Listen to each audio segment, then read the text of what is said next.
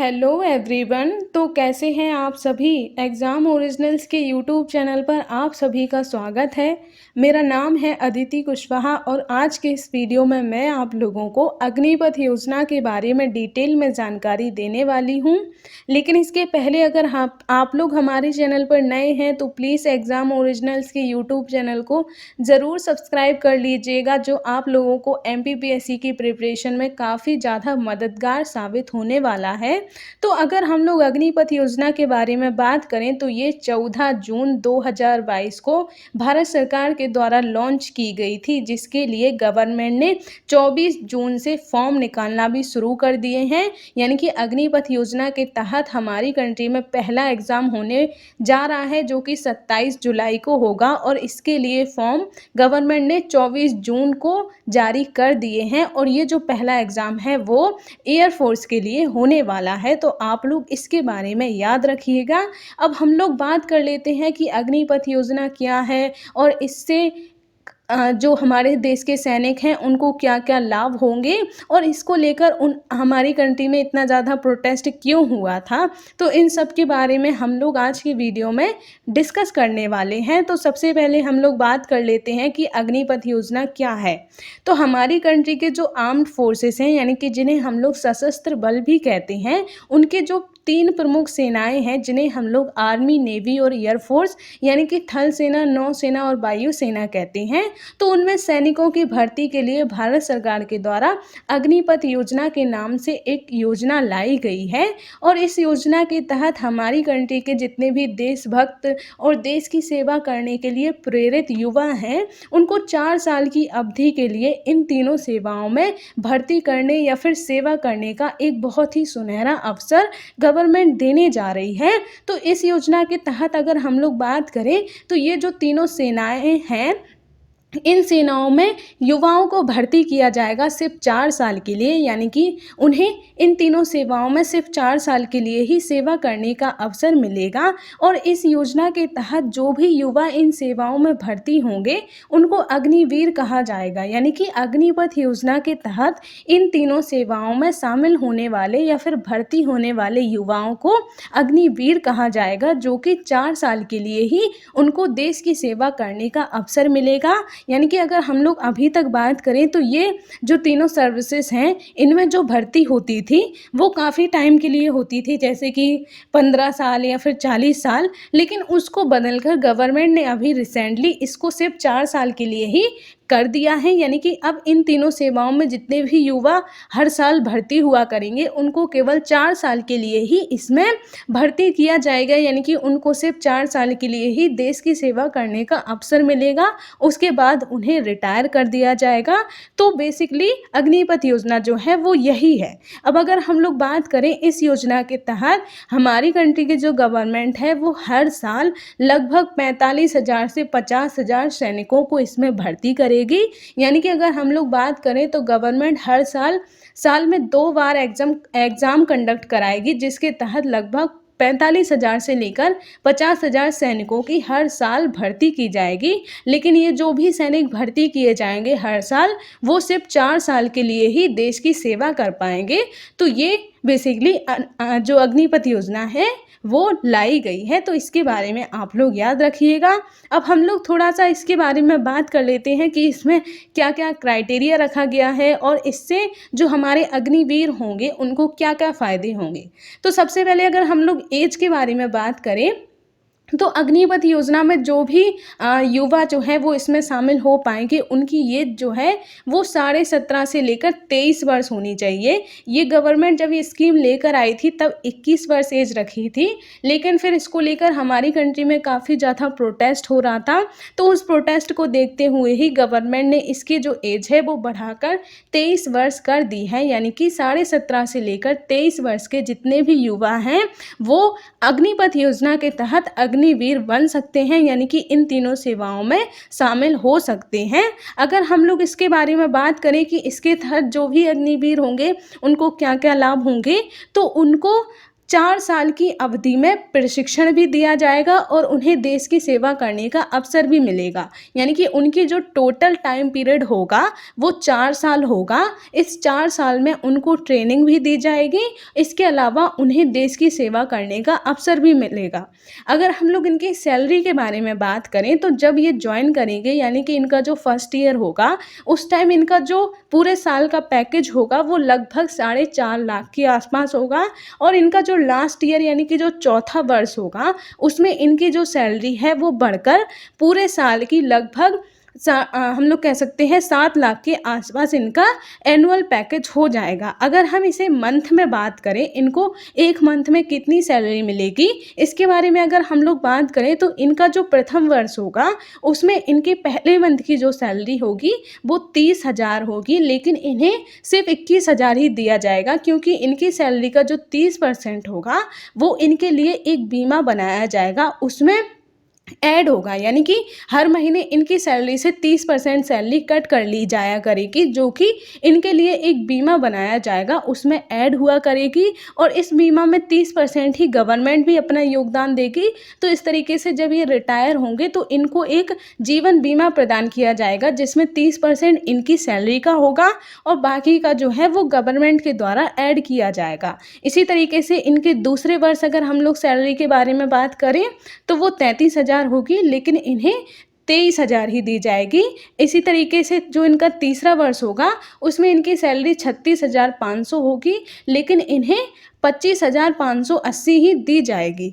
चौथे वर्ष में इनकी सैलरी 40,000 होगी, लेकिन इन्हें 28,000 ही दी जाएगी। तो इस तरीके से आप लोग इनकी सैलरी के बारे में याद रख सकते हैं। अब हम लोग और बात करें अगर, तो जब इनकी सेवा मुक्ति होगी यानी कि जब इन्हें रिटायर किया जाएगा 4 साल के बाद, उस टाइम इन्हें 11.5 लाख रुपए जो है उसका एक सेवा निधि पैकेज भी दिया जाएगा।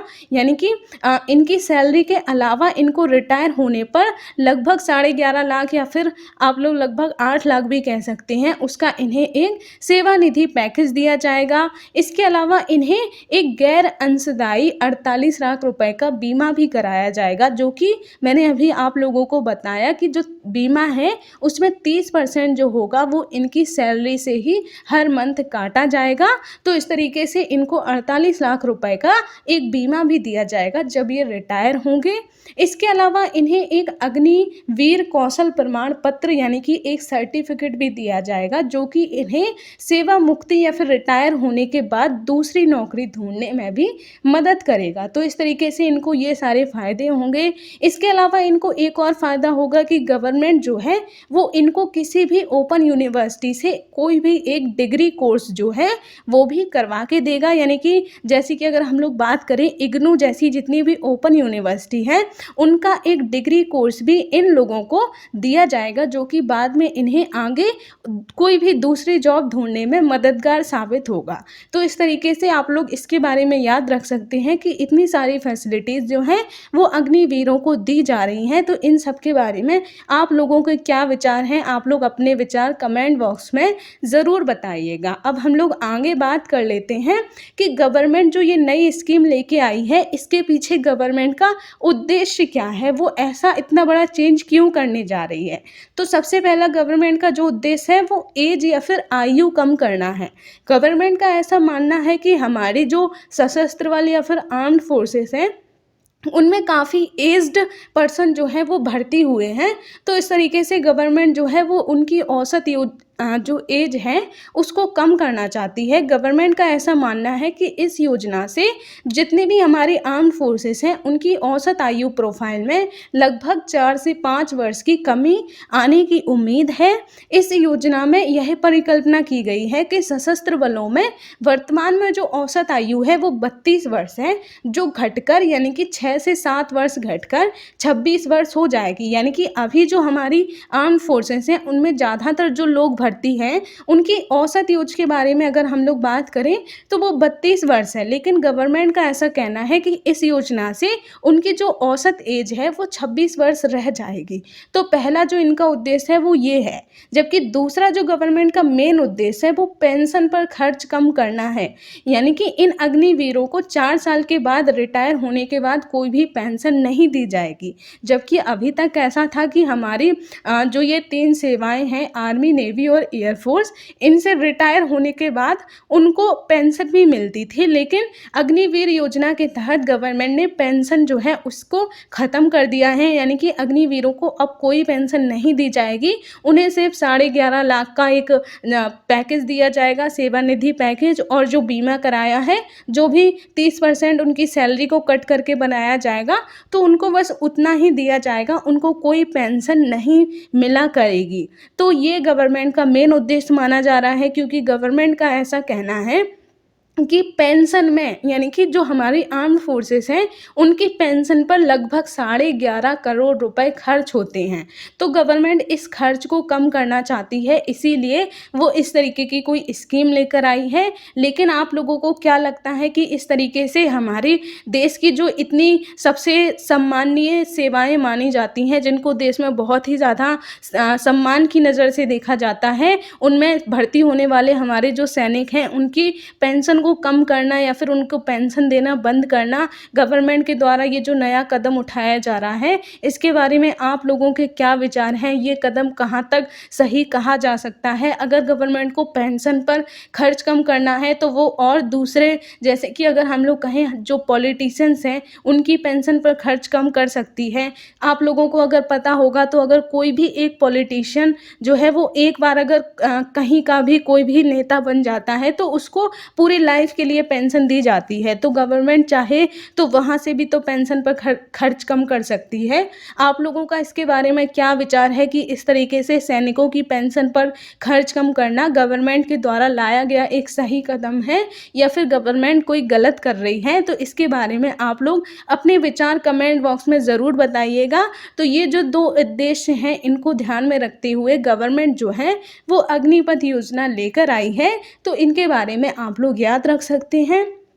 अब जैसा कि आप लोगों ने सुना होगा कि इसको लेकर काफ़ी ज़्यादा प्रोटेस्ट हुआ था जब से ये जो स्कीम है वो लॉन्च की गई थी, यानी कि 14 जून के बाद से इस स्कीम को लेकर काफ़ी ज़्यादा प्रोटेस्ट किया जा रहा था। तो उस प्रोटेस्ट की सबसे बड़ी वजह तो यही थी कि इसमें सिर्फ 4 साल के लिए ही उनको सेवा करने का मौका मिलेगा, यानी कि 4 साल के लिए ही उनको जॉब दी जाएगी। तो 4 साल के बाद जब वो रिटायर होंगे तब उनका क्या होगा? 4 साल के बाद उन्हें दूसरी नौकरी ढूँढने में काफ़ी ज़्यादा दिक्कतों का सामना करना पड़ेगा। 4 साल के बाद जब उनके पास कोई जॉब नहीं होगी, यानी कि वो बेरोज़गार होंगे, तो फिर वो अपने परिवार का पालन पोषण किस तरीके से कर पाएँगे, किस तरीके से अपने जीवन की आवश्यकताओं की पूर्ति कर पाएँगे? तो इसी को लेकर काफ़ी ज़्यादा प्रोटेस्ट हो रहा है। हालाँकि कई सारे राज्यों ने ऐसा कहा भी है कि वो जो अग्निवीर होंगे उनको अपने देश की अपने राज्य की जो भी पुलिस सर्विसेज हैं उनमें उनको प्राथमिकता दी जाएगी। जैसे कि और भी स्टेट हैं उन्होंने ऐसा कहा है कि जैसे असम राइफल्स हैं उसमें भी उनको प्राथमिकता दी जाएगी, एनडीए, सीडीएस वगैरह हैं उनमें भी अग्निवीरों को आरक्षण दिया जाएगा, प्राथमिकता दी जाएगी। लेकिन इस बात की कोई गारंटी नहीं दी गई है, तो इस वजह से भी अग्निवीर जो हैं उनको काफ़ी ज़्यादा चिंताएं सता रही हैं कि अगर वो इस तरीके की, यानी कि अब इन सर्विसेज में ज्वाइन करते हैं तो 4 साल के बाद उनका क्या होगा? उनको फिर दोबारा से किसी और जॉब को ढूंढना होगा, किसी और एग्ज़ाम की प्रिपरेशन करनी होगी। तो इस तरीके से काफ़ी सारी चिंताएं हैं जिनको लेकर काफ़ी ज़्यादा प्रोटेस्ट किया जा रहा है। इसके अलावा इसमें कोरोना के चलते कई सारे लोग जो हैं वो ओवर एज भी हो गए हैं, क्योंकि कई सालों से भर्तियाँ नहीं निकाली गई हैं। जबकि गवर्नमेंट ने इसमें जो एज रखी है वो जब स्कीम लॉन्च की थी तब 17.5 से लेकर 21 वर्ष ही रखी थी। तो इसको लेकर भी काफ़ी ज़्यादा प्रोटेस्ट हो रहा था। हालांकि प्रोटेस्ट के चलते गवर्नमेंट ने इसे 21 से बढ़ाकर 23 वर्ष तक कर दिया है। तो इस तरीके से काफ़ी सारी चिंताएं हैं जिनको लेकर काफ़ी ज़्यादा प्रोटेस्ट किया जा रहा है। तो इसके बारे में भी आप लोग याद रख सकते हैं। हालांकि प्रोटेस्ट के बाद भी गवर्नमेंट ने इसको बंद नहीं किया, यानी कि अब गवर्नमेंट ने इसके लिए फॉर्म भी निकाल दिए हैं जो कि 24 जून से जारी किए जा चुके हैं। तो प्रोटेस्ट करने का कोई नतीजा नहीं निकला। आप लोगों ने प्रोटेस्ट की खबरें भी सुनी होंगी, काफ़ी ज़्यादा प्रोटेस्ट हुआ था, ट्रेनों में आग लगाई गई थी। तो इस तरीके से काफ़ी सारा प्रोटेस्ट होने के बाद भी ये जो स्कीम है वो लागू कर दी गई है, जिसके लिए पहला एग्ज़ाम भी होने जा रहा है, जो कि एयरफोर्स के लिए होने जा रहा है, जो कि 27 जुलाई को होगा। तो इसके बारे में आप लोग याद रखिएगा। और आप लोगों के इस बारे में क्या विचार है कि अग्निपथ जो योजना है, इसके तहत जो अग्निवीर हैं उनको नुकसान होगा या फिर कोई एडवांटेज मिलेगा उनको, या फिर 4 साल के बाद उनका क्या होगा? इस तरीके के आप लोग क्या विचार रखते हैं वो कमेंट बॉक्स में मुझे ज़रूर बताइएगा। अब हम लोग अगर आगे बात करें कि गवर्नमेंट जो ये स्कीम लेके आई है उसका देश के लिए क्या महत्व है, इसके बारे में अगर हम लोग बात करें तो पहला तो यही महत्व है कि इससे भविष्य के लिए सेना तैयार होगी।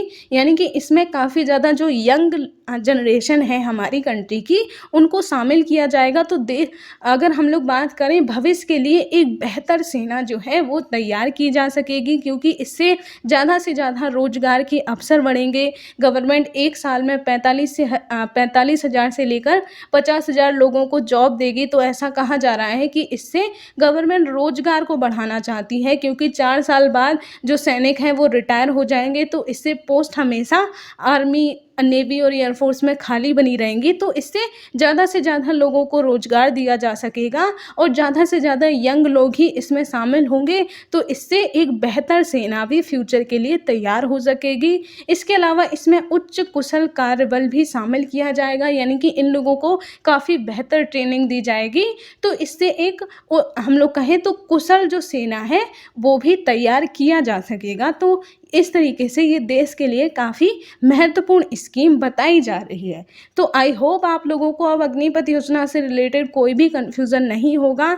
आप लोगों को वीडियो कैसा लगा इसके बारे में कमेंट बॉक्स में ज़रूर बताइएगा। अगर वीडियो अच्छा लगा हो तो प्लीज़ हमारे वीडियो को लाइक कीजिएगा और ज़्यादा से ज़्यादा लोगों को शेयर कीजिएगा। इसके अलावा अगर हम लोग बात करें तो हमारे चैनल पर आप लोगों को MPPSC का पूरा प्री और मेंस का फुल कोर्स देखने को मिल जाता है, जिसमें आप लोगों को लाइव वीडियो लेक्चर्स और स्टडी मटेरियल हिंदी और इंग्लिश दोनों ही मीडियम में देखने को मिल जाता है। हमारे इस यूट्यूब चैनल के अलावा हमारा आप लोग ऑफलाइन बैच भी ज्वाइन कर सकते हैं, जो कि 10 जुलाई से नया बैच स्टार्ट होने जा रहा है। तो इस तरीके से अगर आप लोग भी MPPSC की तैयारी करना चाहते हैं तो हमारे साथ जुड़कर आप लोग अपनी MPPSC की तैयारी को एक बेहतर दिशा दे सकते हैं। तो आज के वीडियो को हम इतना ही रखते हैं, मिलते हैं अब हम नेक्स्ट वीडियो में। तब तक